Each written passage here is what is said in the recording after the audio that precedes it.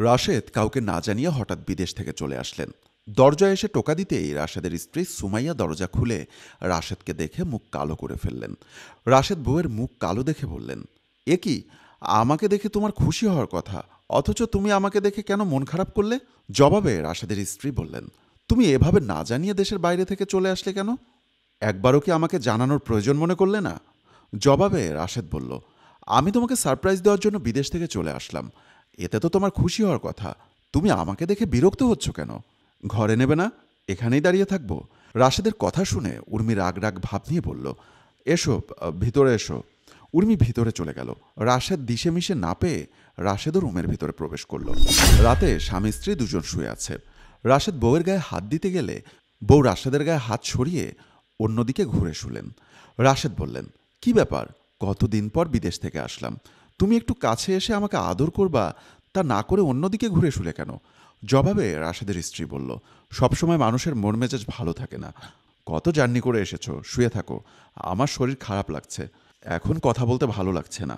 বউয়ের কথা শুনে রাশেদের মনটা আরো ভেঙে গেল। সে কত স্বপ্ন নিয়ে বিদেশ থেকে এসেছে, নিমেষেই যেন সবকিছু দুঃস্বপ্ন হয়ে গেল। রাশেদ বউয়ের সাথে কোনো প্রকার জোড়াজুড়ি না করে অন্যদিকে ঘুরে শুয়ে পড়ল।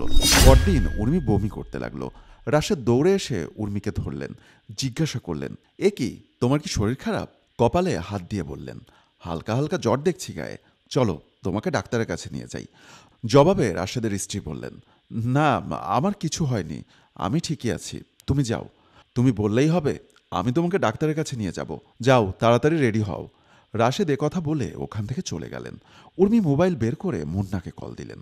অপর প্রান্ত থেকে মুন্না কল রিসিভ করতেই উর্মি বলে উঠল, গতকালও বাড়িতে এসেছে, ও আমাকে আজ ডাক্তারের কাছে নিয়ে যেতে চাচ্ছে, কি করব বলো? জবাবে মুন্না বললেন, তোমার স্বামী বাড়িতে এসেছে, তোমাকে ডাক্তারের কাছে নিয়ে যাবে, তাতে আমি কি করব? ও যেহেতু তোমাকে ডাক্তারের কাছে নিয়ে যাচ্ছে, তুমি ডাক্তারের কাছে যাও, দেখো ডাক্তার কি বলে। জবাবে উর্মি বলল, তুমি আমার সাথে এমনভাবে কথা বলছো কেন? আমি তোমাকে কল দিলাম পরামর্শ নেওয়ার জন্য, আর তুমি এমনভাবে কথা বলছো আমি যেন তোমার কেউ না। মুন্না বলল, আমার এখন একটু তাড়া আছে, তোমার স্বামী যেটা বলে সেটাই করো। কথা বলে মুন্না কল কেটে দিল। মুন্নার কথা শুনে উর্মি মনে অনেকটা কষ্ট পেয়ে ভাবতে লাগলো, এখন সে কি করবে।